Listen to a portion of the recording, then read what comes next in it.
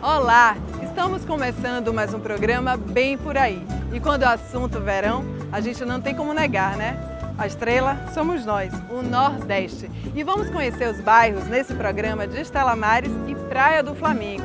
Você vai conhecer dicas sobre a história, o que fazer, onde ir, praticar esportes e relaxar, é claro. E com você, vem comigo, caminhar bem por aí, viu?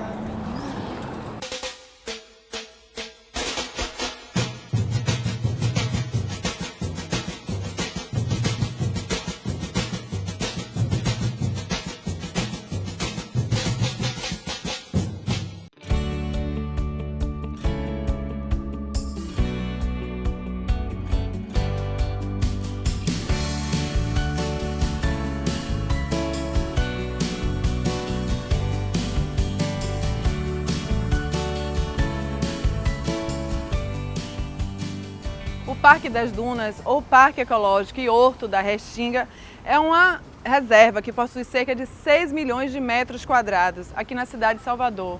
Possui a rica fauna e flora e funciona também como uma barreira térmica, filtrando todo o sal para limpar, para entrar ao centro da cidade. Então a gente vai conhecer melhor como é que funciona isso aqui na reserva. Tem um sino, viu? Vou tocar. Bom dia. Bom dia. Prazer Jorge? receber você, Jorge. Samili, tudo bom? Tudo. O sino, a ideia do sino, fiquei curiosa. A ideia do sino é justamente o despertar, né?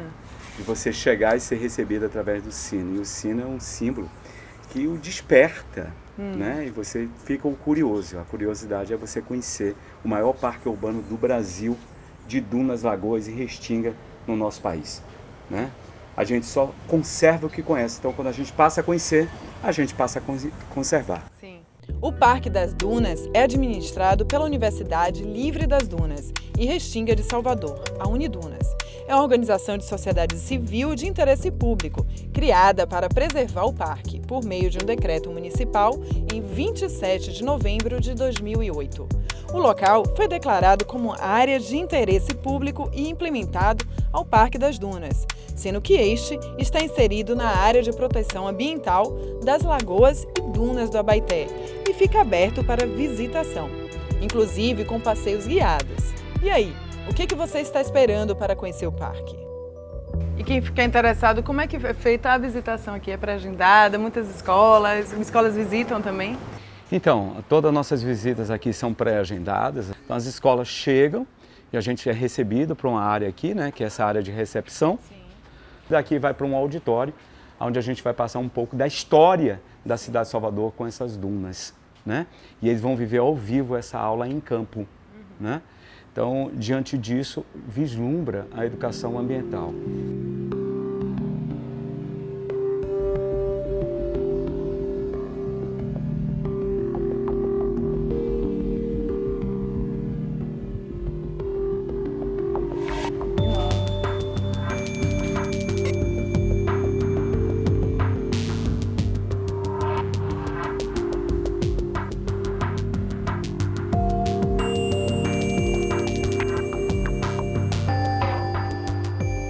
O Parque das Dunas, com seus 6 milhões de metros quadrados, ele tem funções importantíssimas, sim, não só para a cidade, mas para nós também que moramos, né?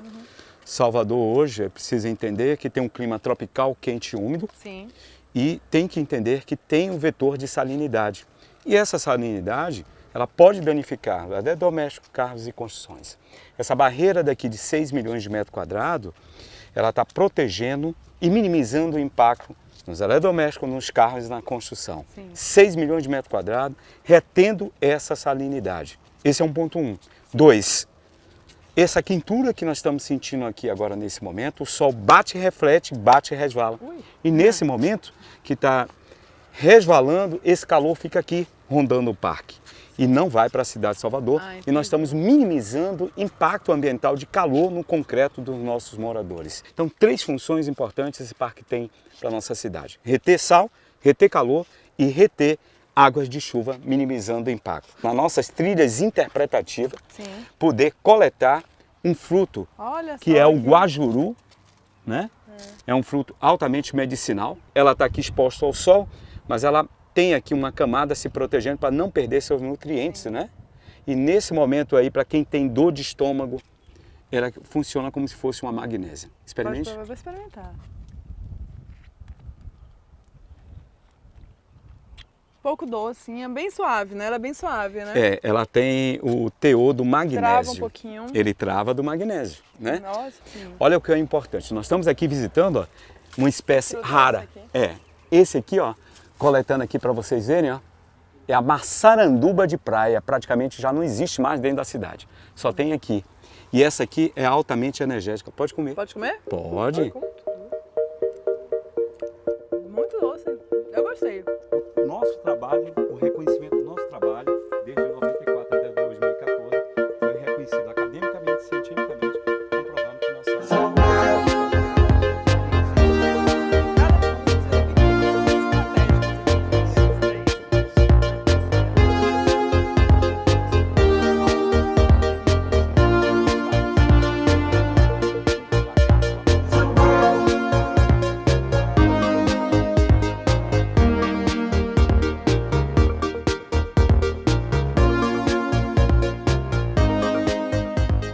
A expansão urbana da cidade de Salvador, ao longo dos séculos, cresceu toda em torno do mar, como já falamos em vários programas bem por aí, desde a invasão e descobrimento e até a expansão mesmo da cidade.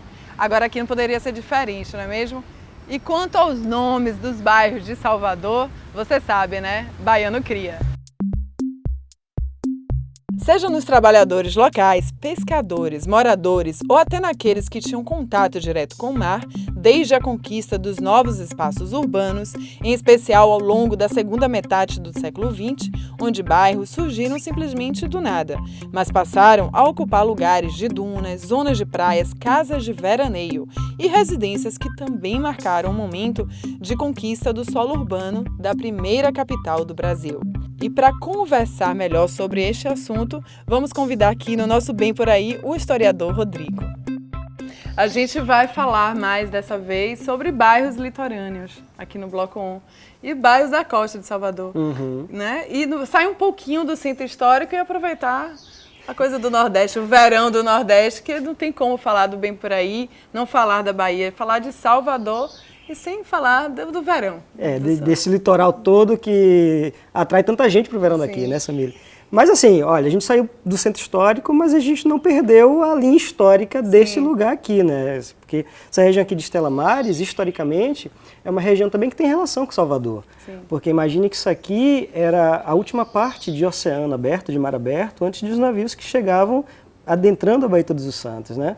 E historicamente também importante, porque aqui também foi a cabeça de ocupação de toda a antiga capitania da Bahia. Porque se a gente for lembrar da fundação de Salvador, com Tomé de Souza, né, existia Garcia Dávila, né, que foi um grande pecuarista baiano e que a partir de 1550 ganhou isso aqui como Sesmaria de Tomé de Souza. Né? Então ele conseguiu autorização para que desde Salvador, então ele viesse ali acompanhando Rio Vermelho, Amaralina, o que hoje é Apituba, chegasse aqui até as imediações de Itapuã, depois Estela Maris, e fosse adentrando, formando currais para gado e conquistando terra ao gentil, os índios naquela época, né?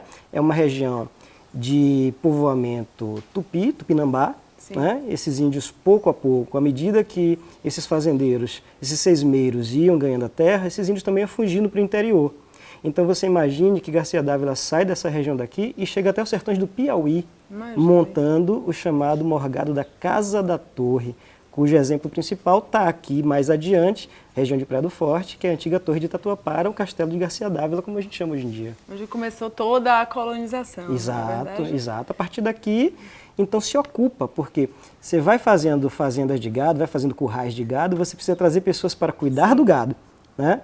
Então as famílias vão se estabelecendo, vão ganhando posses de terra, vão ocupando, vão formando comunidades. Então Estela Maris estava nesta rota.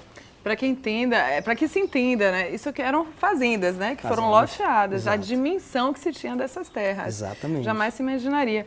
E eram grandes, se tornaram vias de mercadorias mais lá no centro, né? Devido também à parte geográfica de Salvador também. A ocupação que a gente entende hoje dessa região daqui é muito recente, é de 50 anos para cá, né? Porque isso corresponde também ao crescimento de uma zona industrial que abastece Salvador, na região metropolitana. Então, Simões Filho, Dias d'Ávila, que estão relativamente próximas dessa região daqui, né? Então, aí algumas povoações aqui próximas não fazem parte do que hoje é Estela Maris, mas estão limítrofes hoje, como a antiga Santo Amaro de Pitanga, que hoje é Lauro de Freitas, né? Que começa de uma missão jesuítica protegida pelo Garcia d'Ávila, né? E que se transforma então em comunidade, é um ponto de apoio para quem sai, ou quem saía da antiga Salvador, para ganhar os sertões pelo litoral, né? Então essa região aqui se desenvolve assim. A partir dos anos 1960, por conta dessa facilidade de novas rotas, de quem saía de Salvador para trabalhar nas indústrias da região metropolitana, do polo petroquímico, por exemplo, essas pessoas vão percebendo o potencial, né, de ter casas de veraneio aqui, né, as pessoas que praticavam esportes náuticos. Então, aí as pessoas começam a ser atraídas e os loteamentos começam a aparecer aqui na região de Estela Maris.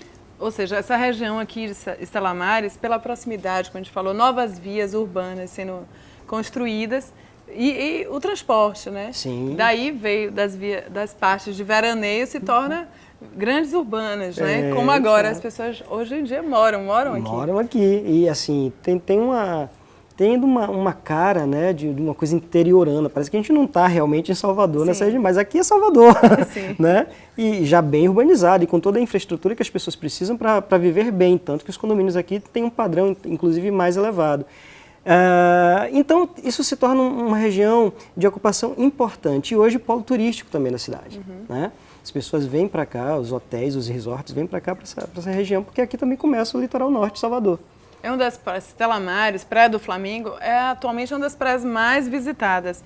Pra gente agora, século XXI, não somos tão distantes pela proximidade, a parte, jovens frequentam bastante aqui, a parte de surf, como você falou, esporte, mas tem todo o conteúdo histórico, não é tão denso porque não foi tão urbanizado em séculos passados, Exato. mas no decorrer que veio a urbanização para cá depois de algumas vias, não é isso? Exato. Se a gente perguntar para os nossos avós, né, que viviam em Salvador, eles vão dizer, não, a gente ia para a região de Estela Maris, era o dia inteiro, né, para chegar aqui de carro era uma dificuldade, para voltar para Salvador era uma dificuldade, as pessoas iam acampar, existem campings aqui ainda nessa região até hoje, né, porque era região de veraneio, Então, quando você começa a abrir rotas, estradas, pavimentar, então aí se torna mais atrativa para a especulação imobiliária, para as pessoas que têm essa facilidade de acesso, então aí a região se adensa, né? A ocupação aumenta. Como a gente vai ver aí, falando das dunas, por exemplo, que é um grande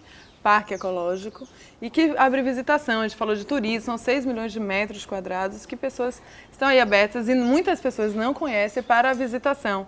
E fica nesse entorno de Estela Maris e Praia do Flamingo. Exato. O Parque das Dunas, ele inclusive é um exemplo muito claro hoje de como foi rápida essa ocupação territorial pelas pessoas, né? Esses vilages, esses condomínios que se abrem aqui. E necessário, porque ele é um respiro nesse entorno, né? Então, a região de preservação agora, mas quando você olha para o mapa, uma vista aérea dessa região, ele está engolido pela urbis, né? Então a cidade cercou esse Parque das Dunas, então ele é um respiro para a cidade hoje. Como você falou de respiro, para que se entre, muita gente não tem noção do valor que se tem a preservação disso. E a gente tenta aqui no Bem Por Aí cada vez mais falar não só de história, mas de preservação, turismo. E claro, falando de turismo, a gente vai falar de economia também. E a economia é bastante assim, necessária, é o que abastece Salvador, principalmente na época de verão. Salvador é uma cidade de serviço. É muito interessante a gente tocar nesse ponto, porque isso é uma coisa que para mim é um grande mistério, né? Porque outras cidades do mundo que sobrevivem oferecendo serviços, sobretudo serviços turísticos, né? É de total interesse do poder público preservar e conservar, né? Salvador é uma cidade que as pessoas vêm fazer turismo, invariavelmente, turismo histórico e turismo ambiental, né? Então, a gente precisa ter políticas públicas mais efetivas para conservação, para preservação ambiental, para conservação, para preservação dos aspectos históricos da cidade, porque é disso que a cidade vive, é por isso que a cidade é conhecida. E por isso que a gente vai cada vez mais caminhar bem por aí, falar de história, seja nessa parte ecológica, seja nessa parte de exploração, urbanização, porque tudo tem a ver com a nossa história. Eu vou desafiar você a não falar de história nos próximos pontos, duvido. Impossível.